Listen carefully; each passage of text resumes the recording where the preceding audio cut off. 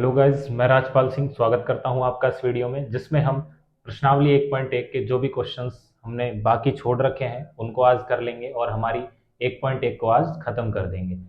आज जो हम क्वेश्चंस करने वाले हैं वो वैसे तो जो कल वीडियो में हमने किए थे उसी के जैसे हैं, बस थोड़ा सा डिफरेंस ये है कि कल तक जो हमने क्वेश्चन किए उनमें हमारे से धनात्मक पूर्णांक या फिर धनात्मक समपूर्णांक और धनात्मक विषम पूर्णांक क्या क्या पूछ रहा था। धनात्मक पूर्णांक, धनात्मक समपूर्णांक, धनात्मक विषम पूर्णांक। ठीक है, ये तीन चीजें अब तक पूछी थी हमसे। तो हमारा जो क्वेश्चन करने का तरीका था वो क्या था, हम भाई सबसे पहले इस m या b जो भी लिखा होता है यहाँ पर q, उसके आगे देखते थे कि कितना लिखा हुआ है। जैसे यहाँ 3 लिखा हुआ है तो क्या होता था कि हम उसको b का मान लेते थे। ये जो भी क्वेश्चंस हमने किए हैं इनमें हम डायरेक्ट b का मान लेते थे और क्या निकालते थे, a का मान निकाल देते थे। ठीक है, इससे पिछली वाली वीडियो में आप देख लेना किस प्रकार हमने इन क्वेश्चंस को सॉल्व किया है। लेकिन अब हमसे क्या पूछ रहे हैं कि भाई धनात्मक पूर्णांक का वर्ग बताइए, धनात्मक पूर्णांक का वर्ग। और इससे अगला वाला जो क्वेश्चन आपका आएगा उसमें आपसे पूछा है कि धनात्मक पूर्णांक का घन बताइए, घन यानी कि क्यूब। ठीक है, वर्ग का मतलब होता है स्क्वायर और इसका मतलब होता है क्यूब। ठीक है, तो इन वाले क्वेश्चंस में हमें डायरेक्ट बी का मान मिल रहा था और हम ए का मान निकाल रहे थे। लेकिन इन क्वेश्चंस को करने का थोड़ा तरीका अलग है। ये जो दो क्वेश्चंस हैं इनमें थोड़ा डिफरेंस ये है कि अगर हम जैसे इसमें देखते थे कि भाई 3q लिखा हुआ है और q के आगे का जो मान है वो किसका है, b का है। अब तक हमने ये देखा, लेकिन अब की बार हम ये देखेंगे जैसे मान लो कि q के आगे 3 लिखा हुआ है यहाँ, तो क्या 3 के अभाज्य गुणनखंड किए जा सकते हैं। और जैसे मान लो 9 लिखा हुआ है तो क्या 9 के अभाज्य गुणनखंड किए जा सकते हैं।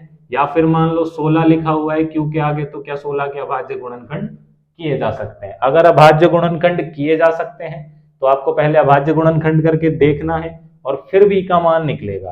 3 के तो खैर अभाज्य गुणनखंड नहीं किए जा सकते, लेकिन अगर 9 आता है तो 9 के अभाज्य गुणनखंड हम कुछ इस प्रकार करते थे। तो यहाँ जो b का मान आएगा वो कितना आएगा, 3 आएगा। 9 के लिए भी b का मान कितना है, 3 है।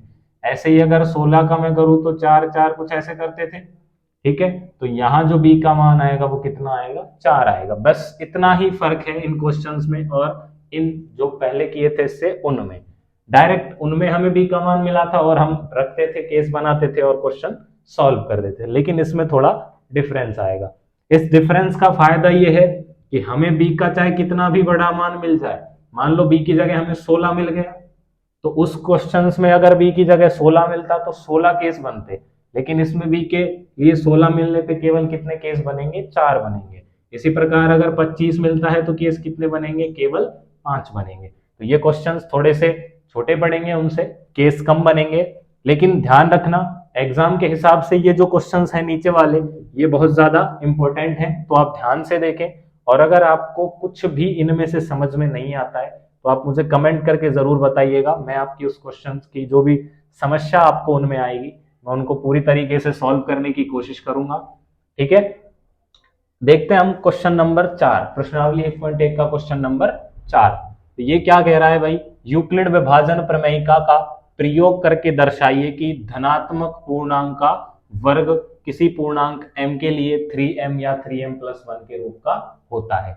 इस चीज पे आप ध्यान ना दीजिए कि भाई क्यों ही मिलना चाहिए हमें, तो क्वेश्चन में यहाँ पर कुछ भी मिल सकता है आपको। m n p ये सारे क्या हैं, वेरिएबल हैं। जैसे x y z होते हैं, इसी प्रकार जो सारी एबीसीडी वाली संख्या है उनमें से कुछ भी मिल सकते हैं। एबीसीडी वाली संख्या क्यों, अल्फाबेट।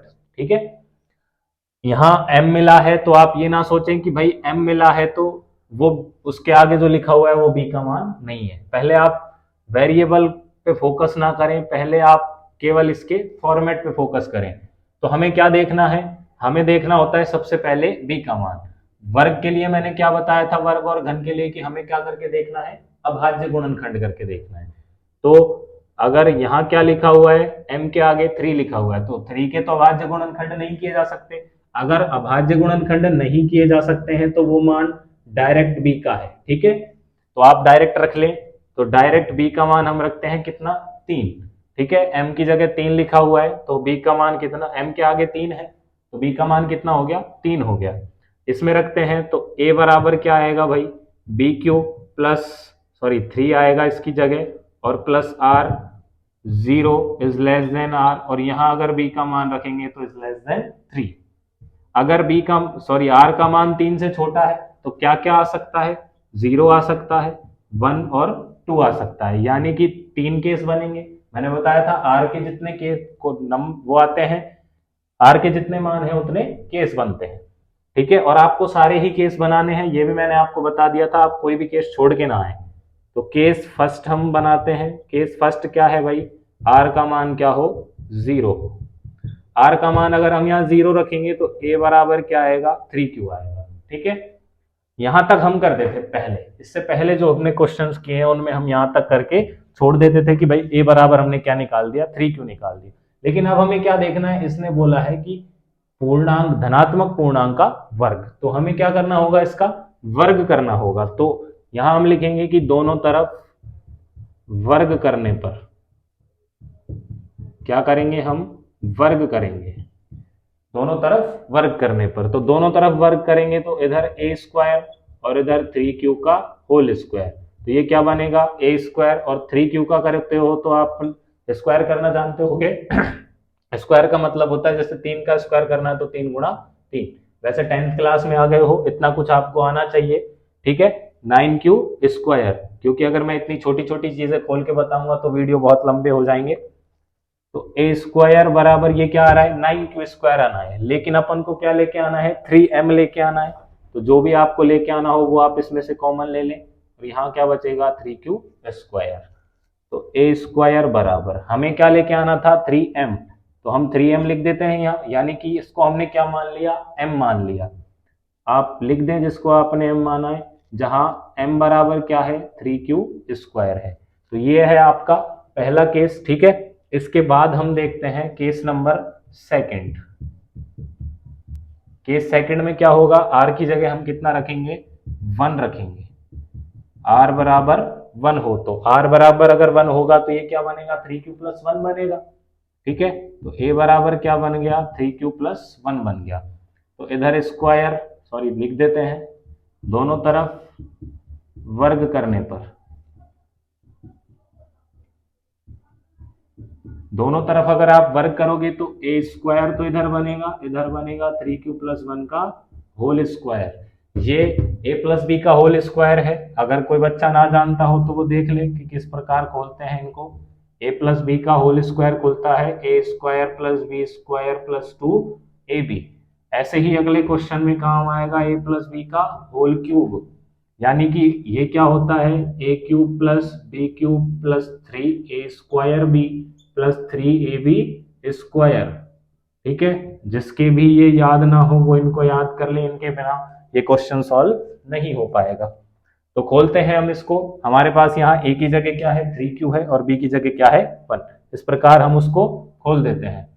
तो यहाँ a स्क्वायर है, इधर इसको खोलेंगे, a स्क्वायर की जगह 3q स्क्वायर, b स्क्वायर की जगह 1 का स्क्वायर प्लस 2, और a की जगह 3q और गुणा 1। ठीक है, ये मैंने 2ab की फॉर्म में इसको लिख दिया।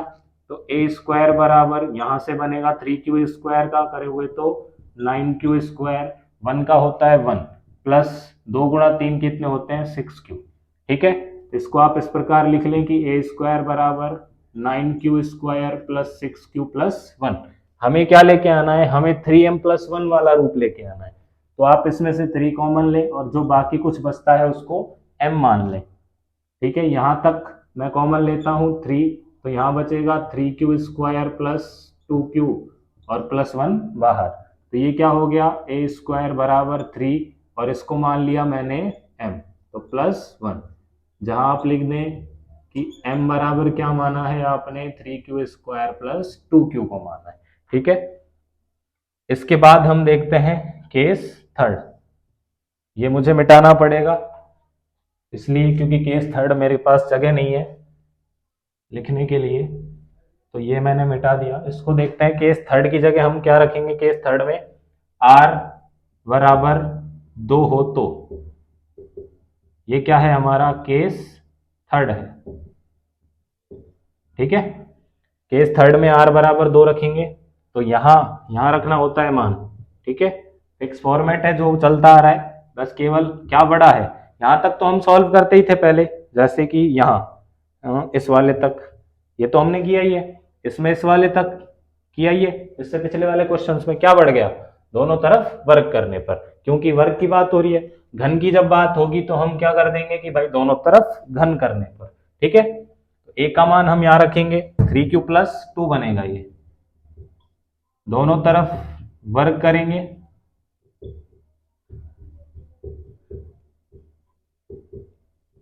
दोनों तरफ अगर वर्क करेंगे तो ए स्क्वायर तो इधर बनेगा 3q प्लस 2 का स्क्वायर बनेगा। यहां से ए स्क्वायर, इसको ए प्लस बी के होल स्क्वायर से खोल देते हैं, तो ए स्क्वायर की जगह 3q का स्क्वायर प्लस 2 का स्क्वायर प्लस 2, ए की जगह 3q और बी की जगह 2, तो ये हो गया ए स्क्वायर बराबर 9q स्क्वायर प्लस 4, 2 गुणा 3 गुणा 2 यानी कि 6 दूनी 12q। और अब हम क्या करते हैं, कॉमन लेते हैं। ठीक है, हमें रूप वही लेके आना है, या तो 3m वाला आना चाहिए या 3m प्लस 1 वाला आना चाहिए। यहां हम देखते हैं, इसको ऐसे लिख दें 9q स्क्वायर प्लस 12q को मैं पहले लिख दूं और 4 को बाद में। अब हम देखते हैं अगर हम इसमें से 3 कॉमन लेके करें तो 4 आएगा, क्या बनेगा 3m प्लस 4 बनेगा। तो इस 4 को हमें कुछ अलग तरीके से लिखना पड़ेगा। 4 को मैं क्या 3 प्लस 1 लिख सकता हूं, कोई अलग बात नहीं है। ठीक है, प्लस 1 हमारे पास बच जाएगा और 3 को हम ले लेंगे कॉमन। ठीक है, तो इस 4 को मैं यहां लिख देता हूं 3 प्लस 1 लिख देता हूं। अब आप इसमें से 3 कॉमन ले लीजिए, 9q स्क्वायर, सॉरी 3q अगर कॉमन लिया तो 3q स्क्वायर प्लस 4q और प्लस 1, और ये प्लस 1 बाहर। ठीक है, इसके आगे मैं ऊपर कर रहा हूं, इधर देख लेना आप। ए स्क्वायर बराबर क्या बनेगा भाई, 3m प्लस 1 बनेगा, जहां m का जो मान है वो कितना माना है मैंने, ये जो कोष्टक के अंदर लिखा हुआ है इसको आप m मान लीजिए। तो क्या लिखा हुआ है 3, इधर लिख देता हूं मैं, जहां m बराबर क्या है 3q square plus 4q plus 1 है। ठीक है, ये फॉर्मेट है इस तरह के क्वेश्चंस को करने का। मैं बता चुका हूं ये जो क्वेश्चंस हैं वो एग्जाम के पॉइंट ऑफ व्यू से बहुत ही ज्यादा महत्वपूर्ण है। ठीक है, अगर पेपर अच्छे लेवल का बनता है तो इस तरह के क्वेश्चंस आते हैं। ये कुछ क्वेश्चंस कठिन नहीं है, केवल क्या फर्क है कि वर्ग करना है, इस तरह अगले वाले में क्या करना है, घन करना है। अगर आपको कुछ भी इनमें से समझ में आया हो तो आप मुझे बताएं कमेंट करके, मैं आपकी समस्या को कोशिश करूंगा कि वो कमेंट में क्लियर हो जाए, आपका जो भी डाउट है। अगर फिर भी डाउट रह जाता है तो मैं एक वीडियो इसके ऊपर दोबारा बना दूंगा कि किस तरह इसको मैंने दोबारा सॉल्व करवा के बता दूंगा। तो कमेंट करके आप बता देना मुझे जो भी समस्या आपको जहां पर भी डाउट लगता है। ठीक है, ये यूक्लिड विभाजन प्रमेयिका से फॉर्मेट यहां तक वही चलता आ रहा है, केवल क्या बड़ा है अब की बार वर्ग करने पर। ठीक है, ध्यान रखना स्क्वायर वाले में हम ए स्क्वायर का मान निकालेंगे और घन में हम क्या निकालेंगे, क्यूब निकालेंगे। ठीक है, क्यूब वाले के लिए भी आपको मैंने अभी सूत्र लिखाए थे, मैं इसको मिटा के एक बार दोबारा लिखा देता हूं ताकि आपने अगर नहीं लिख रखे हो तो लिख लें, और जिसको याद ना हो वो याद भी कर ले। ऐसा ना हो कि आप लिख लिख के बस कॉपियां भरे जाओ, पढ़ना भी जरूरी है भाई। जिस बच्चे को मैथ कठिन लगती है वो उसको पढ़ते रहे, बस कुछ नहीं है, जितना रिवीजन करोगे आप मैथ आपकी उतनी ही अच्छी हो जाएगी। 3a square B plus 3ab square. ठीक है, आप इनको लिख लें अपनी कॉपी में। ठीक है, ये था आपका जो तीनों केस थे क्वेश्चन नंबर 4। इसके बाद हम करेंगे क्वेश्चन नंबर 5 को, जो इसी प्रकार है, केवल उसमें क्या करना है, हमें घन करना है अब की बार। ठीक है, घन के लिए हम इस वाले सूत्र को यूज लेंगे a प्लस बी का होल क्यूब। अब हम देखते हैं प्रश्नावली 1.1 का 5वां क्वेश्चन, जिसमें कि हमें क्या करना है भाई, घन करना है। इससे पहले अभी हमने क्या किया था, वर्ग किया था, अब हमें करना है घन। तो वर्ग में हमने क्या निकाला था, ए स्क्वायर का मान निकाला था, तो क्यूब में क्या निकालेंगे, सॉरी घन में निकालेंगे ए क्यूब का मान। ठीक है, यही फिक्स फॉर्मेट है यूक्लिड विभाजन प्रमेयिका से। दो धनात्मक पूर्णांक ए व बी दिए रहने पर ऐसी अद्वितीय पूर्ण संख्या क्यू और आर विद्यमान है कि ए बराबर बी क्यू प्लस आर, और यहाँ जो आर का मान होता है वो बी से छोटा और आर 0 से बड़ा या उसके बराबर होता है। तो सबसे पहले मैंने आपको क्या बताया था, घन और वर्ग वाले जो भी क्वेश्चंस हैं उनमें जो एम या फिर क्यू के आगे जो लिखे हुए हैं आपको उसके क्या देखने हैं, अभाज्य गुणनखंड करके देखने हैं। अगर अभाज्य गुणनखंड हो जाते हैं तो आपको उसका मान निकाल लेना है कि भाई क्या आ रहा है, क्या आ रहा है, 3 आ रहा है, तो ए का मान बी का मान क्या होगा, यहाँ पर 3 होगा। ठीक है, अगर आपको इसमें 16 मिलता है तो इसी प्रकार बी का जो मान है वो कितना होगा, 4 होगा। ठीक है, अब हम देखते हैं बी का मान हमने निकाल लिया, कितना आ गया, 3 आ गया। तो यहां हम लिख देते हैं उसको, माना b बराबर 3। ठीक है, b का मान यहां रखते हैं तो क्या बनेगा, a बराबर 3q प्लस आर, और जहां पर जो 0 is less then r is less then 3, यहां भी b की जगह मैंने 3 रख दिया। अगर b की जगह 3 रखा है तो r के क्या क्या मान आएंगे, 0, 1 और 2 आएंगे, यानी कि r के मान 3 है तो कितने केस बनेंगे क्वेश्चन में, 3 केस बनेंगे। तो बनाते हैं हम case number first. Case first हमारा क्या है, r बराबर अगर 0 हो तो, 0 हो तो यहाँ हम 0 रखेंगे r की जगह, तो a बराबर क्या बचेगा, 3q प्लस 0, यानी कि a बराबर 3q। यहाँ तक हम करते आए थे, लेकिन अब क्या करना है, घन करना है। दोनों तरफ घन करने पर आप कॉपी में जितना अच्छा लिख के आएंगे उतने अच्छे नंबर मिलेंगे। घन करने के लिए मैंने अभी आपको सूत्र बताया था एक, a प्लस बी का होल क्यूब क्या होता है, a cube plus B cube plus 3a square B plus 3ab square, और a प्लस बी का होल क्यूब क्या बताया था, a square plus B square plus 2ab। लिख लेना इनको अगर लिखे हुए नहीं है तो, और याद भी कर लेना, क्योंकि लिख के रखने से तो काम चलने वाला है नहीं। दोनों तरफ घन करेंगे तो इधर तो क्या होगा भाई, ए क्यूब, और इधर 3q का क्यूब बन जाएगा। ये ए क्यूब, 3q का क्यूब कैसे होता है, क्यूब का मतलब होता है 3 बार, यानी कि 3 गुणा 3, 3 गुणा 3। तो 3q इसको करेंगे तो ये कितना आएगा, ये आएगा भाई आपके 27, और q का करेंगे तो q क्यूब, 27 q क्यूब आप गया, लेकिन आपको क्या लेना है, 9m, 9m लेना है। तो मैंने बताया था जो लाना है उसको एक बार कॉमन ले लो, 9 कॉमन ले लिया, 9 को कॉमन लिया है तो यहाँ कितने बचेंगे, 3q क्यूब। ठीक है, तो a क्यूब बराबर, अब जो कॉमन अंदर बच रहा है उसको क्या मान लो आप, m मान लो। ठीक है, और लिख दिया करो, जहां m बराबर हमने क्या माना है, 3q क्यूब को माना है। तो ये आ गया आपका केस नंबर फर्स्ट। 9m लेके आना था, 9m निकाल के ले आए। इसके बाद हम देखते हैं case number second. Case second में क्या होगा भाई, केस सेकंड में r की जगह कितना रखेंगे हम, इस बार 1 रखेंगे। तो r बराबर अगर 1 हो तो, r बराबर अगर हम यहाँ 1 रखते हैं तो a बराबर क्या बनेगा, 3q प्लस 1 बनेगा। उसी तरह घन करना है, दोनों तरफ घन करने पर, घन अगर करेंगे तो यहाँ a क्यूब और इधर 3q प्लस 1 का क्यूब, तो a क्यूब इसको खोलते हैं इस वाले से, a प्लस बी के होल क्यूब से, तो a क्यूब यानी कि 3q का क्यूब प्लस 1 का क्यूब प्लस 3a स्क्वायर की जगह 3q स्क्वायर, और b की जगह 1 प्लस 3, इधर a स्क्वायर किया तो अब की बार b स्क्वायर होगा, यानी कि केवल a और b का स्क्वायर 1 का स्क्वायर। तो a क्यूब आपका बन गया भाई यहाँ से, और इधर बनेगा 27 q क्यूब प्लस 1 प्लस 3 गुणा 3 करेंगे तो 9q स्क्वायर प्लस 3 गुणा 3 करेंगे तो 9q स्क्वायर। ठीक है, 27 q क्यूब और प्लस 1, 1 का क्यूब 1 होता है, 3 गुणा 3 करेंगे तो 9q, और ये सॉरी ये केवल q बचेगा, यहाँ कोई स्क्वायर नहीं है, तो 9q। ठीक है, अब हम क्या करते हैं, 9 कॉमन ले लेते हैं। पहले इसको एक बार एक तरीके से लिख दें, 27 cube 9 Q square plus 9 Q और प्लस 1 को लिख देते हैं लास्ट में, जिससे हमें प्लस 1 लास्ट में मिल जाएगा। तो ए क्यूब बराबर 9 कॉमन लिया, यहाँ से बचा 3 Q cube plus 3 Q square plus 3 Q और प्लस 1 बाहर।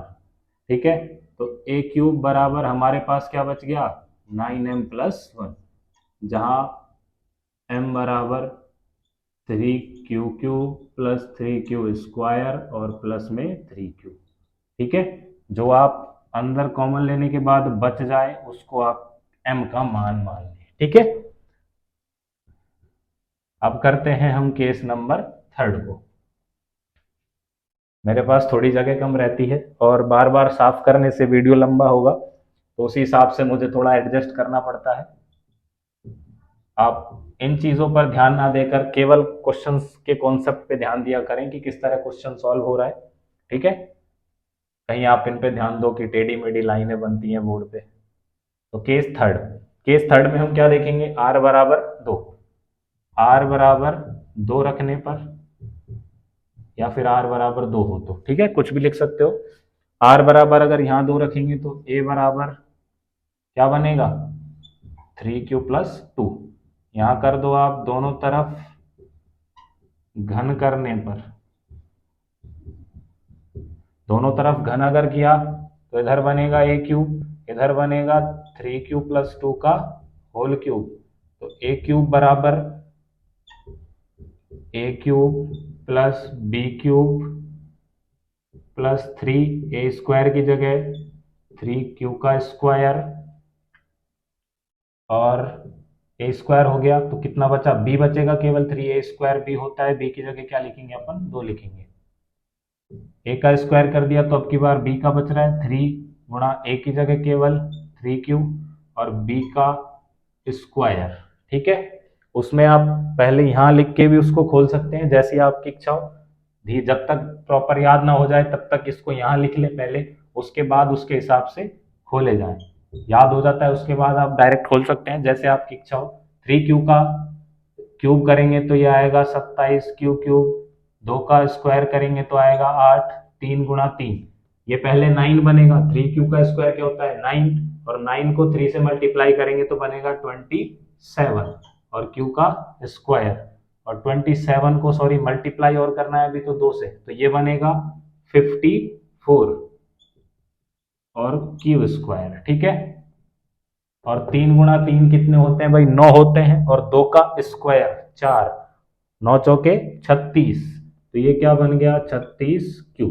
ठीक है, आप इसको एक बार तरीके से लिख दें वापस, 27q cube plus 54q square plus 36q और प्लस 8। आपको वापस क्या लेके आना है, 9m प्लस 8 लेके आना है, यानी कि 8 तो अपना आ गया। अब की बार से 8 को, जैसे हमने पिछली बार क्वेश्चन में 4 को 3 प्लस 1 लिखा था, ऐसे तो लिखने की जरूरत है नहीं, तो डायरेक्ट हम कॉमन ले लेते हैं। अगर 9 कॉमन लिया तो 9 तिया 27, यानी यहाँ से बचेगा 3q क्यूब, और 9 छिके 54 तो 6q स्क्वायर, और 9 चौके 36 यानी 4q प्लस 8 बच गया आगे। तो ए क्यूब की जगह क्या बचेगा, 9m प्लस 8 बचेगा, इसको मान लिया करो आप m। ठीक है, और लिख भी दिया करो, जहाँ m बराबर है 3q cube plus 6q square और प्लस 4q। ठीक है, ये था आपका क्वेश्चन नंबर 5। अगर आपको कहीं भी कोई डाउट हो आप मुझे कमेंट करके बता देना। ठीक है, ये जो क्वेश्चंस हैं दोनों, वो एग्जाम के पॉइंट ऑफ व्यू से बहुत ही ज्यादा महत्वपूर्ण है। क्वेश्चन नंबर 4 और 5, और 2 क्वेश्चन अभी मैं और कराऊंगा। ये जो आज चारों क्वेश्चन होंगे वो चारों इंपॉर्टेंट हैं। वैसे तो वो जो 2 क्वेश्चन अभी बचे हुए हैं वो बहुत इजी हैं, एचसीएफ निकालना है, कुछ ज्यादा नहीं है, लेकिन मैं आपको बता दूंगा कि कॉन्सेप्ट कि हम एचसीएफ क्यों निकाल रहे हैं, क्या वजह है उन क्वेश्चन में एचसीएफ निकालने की। ठीक है, अगर इसमें कोई दिक्कत आई हो तो आप मुझे बता देना। ठीक है, मैं बार बार दिक्कत के लिए इसलिए बोल रहा हूं क्योंकि मुझे पता है ये क्वेश्चन कितने इंपॉर्टेंट है। आपको तो नहीं पता, अभी आप आए हो, लेकिन मुझे पता है। कि कितने इंपॉर्टेंट हैं। अगर कुछ जो भी आपका क्वेश्चन पेपर होता है वो अगर अच्छे लेवल का बना तो इस तरीके को क्वेश्चन लिखेगा टीचर, ठीक है, सरल क्वेश्चन नहीं उठाएगा। सरल बनता है तब की बात एक अलग है, लेकिन अगर लेवल अच्छा हुआ पेपर का तो इस तरह के क्वेश्चन आते हैं। वैसे तो मैं आपसे 100% कह ही नहीं सकता कि भाई यही आएगा और यही पढ़ जाओ, ठीक है, केवल एक गैस होता है कि हाँ भाई हम इसको बता रहे हैं इम्पोर्टेंट, तो 90% चांस है कि ये आए, ठीक है। लेकिन आप ऐसा ना करें कि केवल इस चीज को पढ़े। ये रफ वर्क है, इसको आप इस सूत्रों को तो कॉपी में उतार लें, और ये रफ वर्क है सारा, ठीक है। आपको तीनों केस ये लिखना है। इसके बाद हम देखेंगे आपके जो एचसीएफ वाले जो एक एग्जाम्पल और एक क्वेश्चन बचा हुआ है, ठीक है। अब हम देखते हैं आपकी प्रश्नावली 1.1 का तीसरा क्वेश्चन। तो पहले क्वेश्चन पढ़ते हैं क्या लिखा हुआ है। किसी परेड में 616 सदस्य आर्मी वाले हैं और 32 सदस्य बैंड वाले हैं, उनके पीछे मार्च कर रहे हैं। दोनों समूह को समान संख्या वाले स्तंभों में मार्च करना है और उन स्तंभों की अधिकतम संख्या क्या है ये हमसे पूछा है जिसमें वो मार्च कर सकते हैं। आपने 15 अगस्त 26 जनवरी को फिल्मों में देखा होगा, फिल्में आती हैं, फौजी मार्च कर रहे होते हैं, परेड चल रही होती है, उनमें आगे बैंड वाले चलते हैं और पीछे आर्मी वाले गन वगैरह लेकर चल रहे होते हैं। तो उस तरीके का ये क्वेश्चन है, इसको हम सॉल्व करके देखते हैं। वैसे तो मैंने आपको बता ही दिया था कि इनमें एचसीएफ निकलेगा, लेकिन मैंने आपसे कहा था कि मैं आपको बताऊंगा कॉन्सेप्ट क्या है, इनके पीछे क्या कॉन्सेप्ट है कि इनका एचसीएफ निकलता है।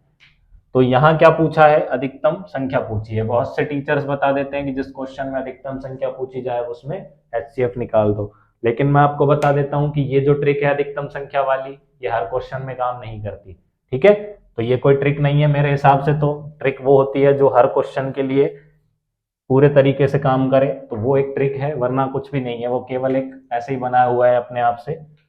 और वैसे कहूं तो भाई प्रश्नावली 1.1 का क्वेश्चन है, 1.1 में एचसीएफ की ही बात हो रही है तो एचसीएफ ही निकलेगा, ठीक है, ऐसा बता देते हैं। लेकिन मैं आपको बताता हूं कि क्या कॉन्सेप्ट है। तो 616 सदस्य क्या है अपने पास, आर्मी वाले हैं, और 32 सदस्य हैं अपने पास बैंड वाले। आगे चलेंगे बैंड वाले, क्योंकि इसमें देखो लिखा हुआ है सेना, 616 सदस्यों वाली सेना की टुकड़ी को 32 सदस्यों वाले आर्मी बैंड के पीछे मार्च करना है, यानी बैंड वाले आगे और सेना वाले पीछे। तो पहले मैं ये 616 और 32 तो भाई बहुत ज्यादा हो जाएंगे, इनके हिसाब से कॉन्सेप्ट नहीं समझा पाऊंगा मैं, क्योंकि ना तो मैं 9 यहाँ पर बना सकता हूँ, 616 लोग और 32 लोग, ठीक है। तो मैं 9 और 6 लेके चलता हूँ, ठीक है। आपको संख्याओं से तो कोई मतलब होना ही नहीं चाहिए, क्योंकि संख्या यहाँ 616 32 है, क्वेश्चन में कुछ और आ जाए, 1032 आ जाए, 2024 आ जाए, कुछ भी आ जाए। तो आपको केवल कॉन्सेप्ट देखना है, आप संख्या पे फोकस ना करें कि 9 6 के लिए ये कॉन्सेप्ट नहीं है, ऐसा कुछ नहीं है। ये कॉन्सेप्ट हर उस चीज के लिए जिसमें एचसीएफ निकल सकता है। तो क्यों निकल रहा है वो देखेंगे हम, ठीक है। तो पहले क्या बना देता हूं मैं, यहाँ पर बैंड वाले बना देता हूँ।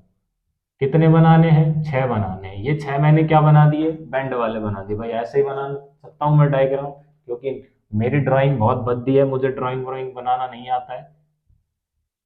और 9 क्या बनाने हैं मुझे, ये कितने हो गए, 8 और 1 9। ये मैंने क्या बना दिए, 9 और 6 15 लोग, जिसमें से ये 6 लोग बैंड वाले हैं और ये 9 लोग आर्मी वाले हैं, ठीक है। इस तरीके से मैंने आपके सामने इनको बना दिया। डायग्राम पे फोकस मत करना भाई, कॉन्सेप्ट पे करना। डायग्राम बहुत भद्दे बनते हैं अपने, ठीक है, ऐसे ऐसे करके बनाते हैं जो भी, ठीक है। लेकिन मेरे को आपको समझाना कॉन्सेप्ट है, डायग्राम आर्ट्स नहीं पढ़ा रहा मैं आपको।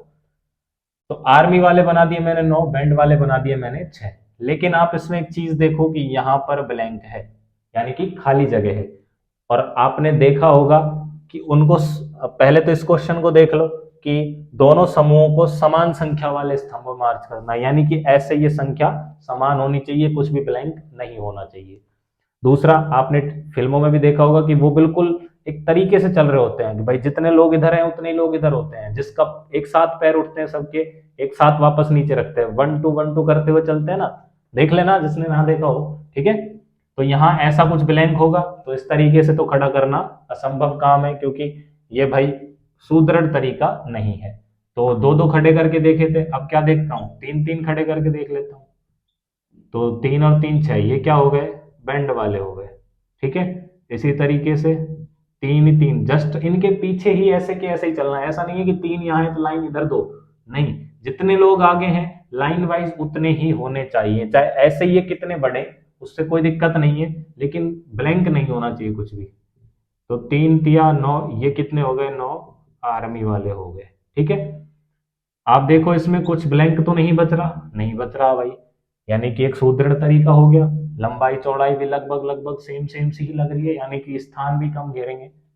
जैसे आप अगली क्वेश्चन में करोगे, क्या बना है, काजू बाजू वाली बर्फिया बर्फिया की बात तो चल रही है उसमें, तो स्थान घेरने के लिए जैसे मान लो ये कोई जगह है, ठीक है, इसमें आप यहाँ से यहाँ तक लंबाई तो कर देते हो पूरी, और चौड़ाई केवल इतनी सी यूज लो, तो ये कोई तरीका नहीं है। क्यों? क्योंकि इतनी जगह यहाँ से खाली है, लंबाई तो आपने पूरी यूज कर ली लेकिन चौड़ाई नहीं है, तो वो एक सुदृढ़ तरीका नहीं है। तो आप ऐसे करें कि लगभग लगभग कोशिश करें कि समान लंबाई से उनको देख सकते हैं। ठीक है, अब ये बैंड वाले कितने थे अपने, 6 थे भाई। ठीक है, यहाँ लिख देता हूं मैं, 6 बैंड वाले हैं और 9 आर्मी वाले हैं। ठीक है, अब आप देखो कि ये जो खड़े हुए हैं वो स्तंभ कितने हैं, कितने हैं ये, 1 2 और ये टोटल 3। ठीक है, यानी कि 3 स्तंभ हो गए, ये 3 स्तंभों में इस प्रकार खड़ा कर सकते हैं इनको, कोई दिक्कत नहीं आएगी, कहीं से ब्लैंक नहीं बचेगा और कोई भी इधर उधर नहीं होगा, कहीं एक आदमी बाहर नहीं रहेगा, कोई लाइन खाली नहीं रहेगी।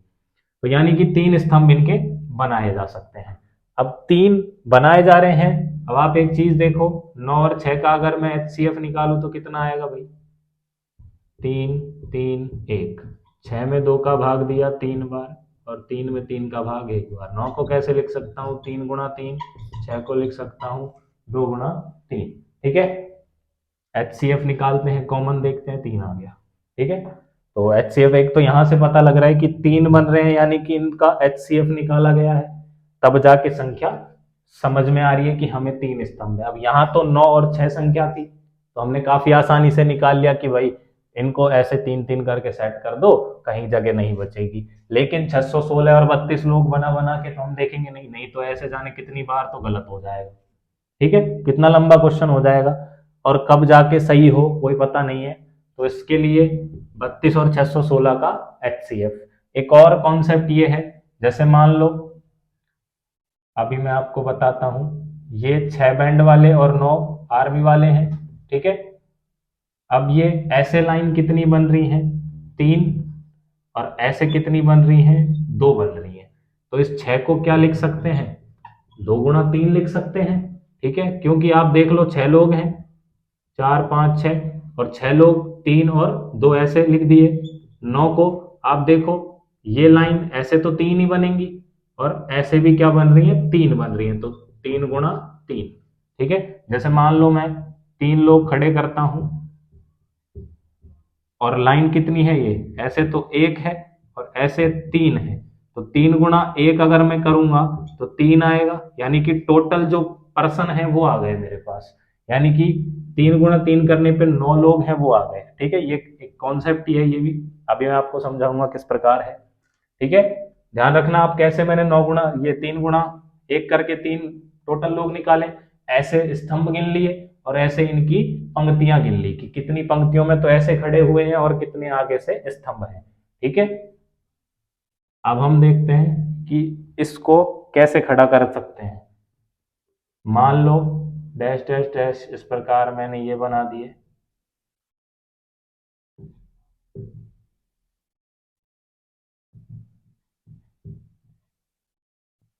यहां तक तो कौन है, ये बैंड वाले, और यहां ये हो गए आर्मी वाले। ठीक है, ये 3 मत मान के चलना, अब ये ऐसे मान के चलो कि बहुत सारी है, इनको मैं ऐसे भी बना सकता हूं, क्योंकि 616 और 32 लोगों के लिए मुझे नहीं पता कितनी लाइनें हैं ये, इस तरीके से। ठीक है, ना तो मुझे ऐसे गिन सकता हूं मैं इनको और ना मुझे ऐसे पता है। ठीक है, कुछ भी नहीं पता, उसमें से उस वाले में तो पता था कि इस तरह 3 बन रही है, इस तरह 2 बन रही है, टोटल करें 6 आ गए, लेकिन इसमें नहीं पता। तो इसको मैं क्या मान लेता हूं, ये लाइनें कितनी हैं, ये जो स्तंभ इस प्रकार बन रहे हैं, ऐसे गिनूं तो क्या बन रहे हैं, मैं मान लेता हूं x बन रहे हैं, मुझे पता तो है नहीं क्योंकि, और ये जो ऐसे बन रही हैं इसको मान लेता हूं मैं y मान लेता हूं, ठीक है। अब अभी आपने देखा था कि भाई इसके पीछे 3 लोग हैं, तो यहां तक 3 3, जहां तक लास्ट है वो 3 ही रहेंगे, तो ये जो x है तो ये लाइन है तो x ही रहने वाली है, इसके बराबर चलेंगी, तो ये तो क्या है, x ही है, और ये भाई 616 है, तो इस तरीके से जगह ज्यादा घेरेंगे भाई।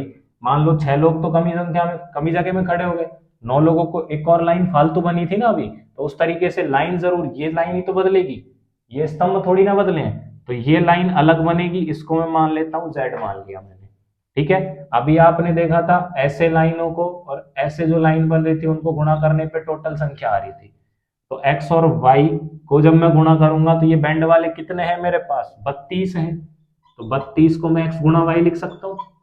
अभी आपको मैंने बताया था किस प्रकार लिख सकता हूँ, जैसे मान लो 3 लोग ये हैं और 3 ही लाइन ऐसे बन गई और 3 ही लाइन ऐसे बन गई, तो 3 गुणा 3 करा, अब आप इनको टोटल गिन लो, ये 9 लोग हैं।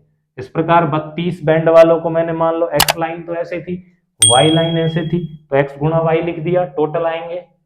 ऐसे ही 616 को x गुणा z लिख सकता हूं, क्या लिख सकता हूं, x गुणा z। अब मुझे निकालना क्या है क्वेश्चन में, देखो हाँ कहाँ गया, स्तंभों की अधिकतम संख्या, यानी कि ये जो स्तंभ है वही निकालना है, तो स्तंभ क्या है अपने, क्या माना है x, निकालना क्या है, x निकालना है। अब आप ध्यान दो कि x अगर निकाले तो यहाँ से x कॉमन है, और कॉमन आप जानते हो क्या होता है, HCF होता है, HCF कॉमन का मतलब होता है उभयनिष्ठ, ठीक है। तो ये कॉन्सेप्ट है, इस वजह से ही HCF निकल रहा है, इस स्तंभ की संख्या निकालने के लिए हम कॉमन निकाल के x ज्ञात कर सकते हैं, तो ये कॉन्सेप्ट है, ठीक है। नॉर्मली आपको समझ तो आया होगा, और नहीं भी समझ आया हो तो आप भाई वो अपने हिसाब से देख लेना, या फिर मुझे कमेंट करके बताना, मैं दोबारा इसको समझा दूंगा किसी और वीडियो में जब बनेगी, ठीक है। तो हमें क्या निकालना है, जो कॉमन है वो स्तंभ, ठीक है, क्योंकि ये लाइन है ऐसे स्तंभ समान बन रही है, उसने बोला है समान संख्या वाले स्तंभ है, तो ऐसे समान ही है ये, यहां से भी और यहां तक, ठीक है। तो क्या निकालना है, x का मतलब HCF, तो 32 और 616 का HCF हम कौन सी विधि से निकालेंगे, हम निकालेंगे यूक्लिड विभाजन एल्गोरिथम से, ठीक है। आप यहां लिखना चाहो तो लिख भी सकते हो, यूक्लिड विभाजन एल्गोरिथम से, ठीक है। क्या है, 32 और 616 में से हमको सबसे पहले क्या देखना होता है, बड़ी संख्या क्या है, और उसको हम भाग के अंदर लिखते थे। जिसने यूक्लिड विभाजन एल्गोरिथम वाली ये वीडियो ना देखी हो वो देख लेना, क्योंकि यहाँ मैं थोड़ा डायरेक्ट जल्दी जल्दी करूंगा, नहीं वीडियो बहुत लंबा हो जाएगा। तो 32 का भाग गया एक बार, ठीक है, एक बार भाग गया, कितने बचेंगे, 11 में से 2 गए 9, 5 में से 3 गए 2, यहाँ से 6 उतार लिया, कितने हो गए ये 296। अभी भाग पूरा नहीं हुआ, क्योंकि जब तक इससे कम नहीं आएगा भाग पूरा नहीं जाएगा, तो लगभग भाग जाएगा इसमें 9 बार भाग चला जाएगा, ठीक है। 9 बार भाग जाएगा तो 9 दूनी 18 हासिल 1, 9 तिया 27 और 1 28, यानी 288। 16 में से 8 गए, 8 बच गए, यहाँ 8 0, यहाँ 2 0, तो ये बच गया 8। अब ये 32 से कम है, 32 से कम है तो आपको यूक्लिड विभाजन में क्या करना होता है, एक और स्टेप बढ़ा के क्या करना है, इस 32 को अंदर लिख देना है, क्योंकि 8 और 32 में से अब कौन बड़ा हो गया, 32। तो 8, 8 का भाग 4 बार जाता है 32 में, 8 चौक 32 और 0, तो यहाँ जो आता है वो क्या होता है, HCF होता है। अतः स्तंभों की अधिकतम संख्या कितनी आ गई,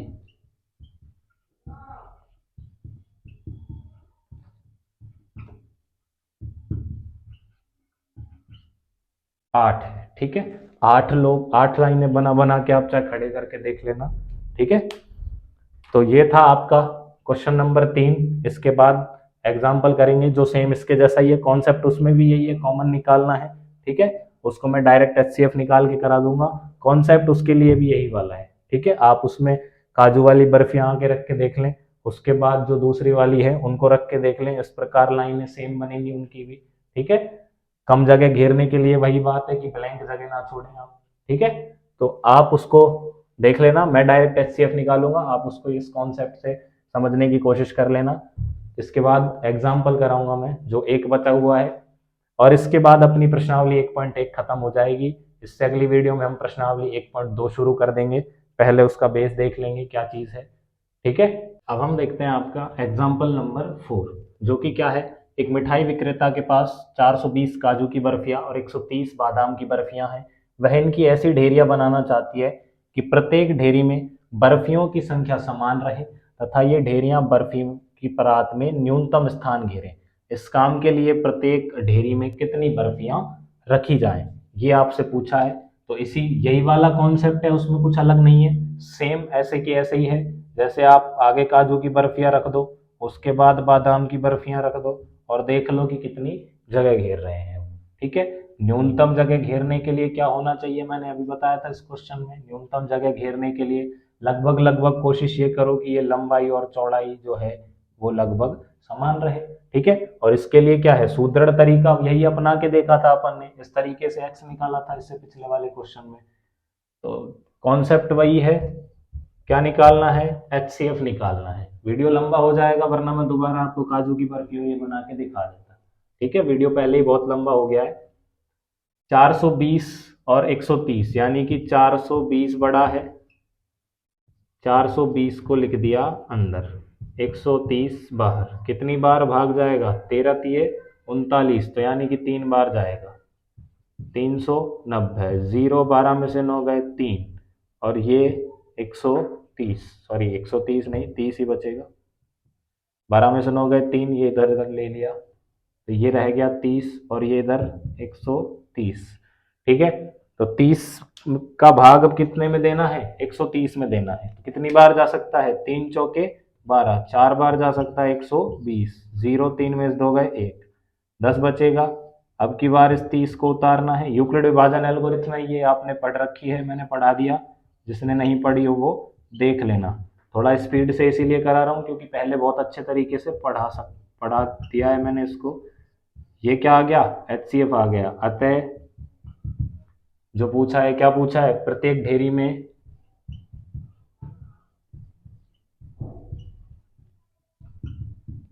10 बर्फियां रखी जा सकती हैं।